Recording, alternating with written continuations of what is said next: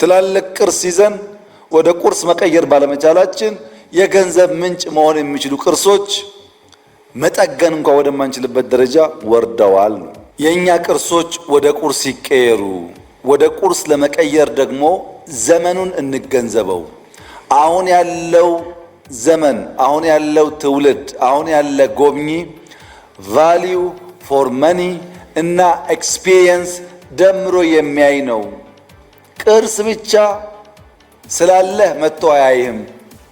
ለሚያወጣው ወጪ የሚመጣጠን ሰርቪስ፣ የሚመጣጠን ኢንቫይሮንመንት፣ የሚመጣጠን ሰላም መኖሩን ማረጋገጥ ይፈልጋል። ቢኮዝ አሁን ያለው እንደ ድሮ በጀልባ አገር አቋርጦ የሚጓዝ ሰው አይደለም። አትራክሽንስ አሉን፣ ግን ዴስቲኔሽን የለንም። አትራክሽንና ዴስቲኔሽን አዋህደን እንስራ። ማረፊያው በሌለበት አትራክሽን ስላለ ብቻ በበቂ ደረጃ ሰው አይመጣም። እንዳልኳችሁ ባለፉት 3 ወራት 10,000 የሳውዲ ዜጎች ወንጪን የጎበኙት አትራክሽኑ ብቻውን ባለበት ሰዓት አልመጡም። ዴስቲኔሽን ስለሰራን ጭምር ነው።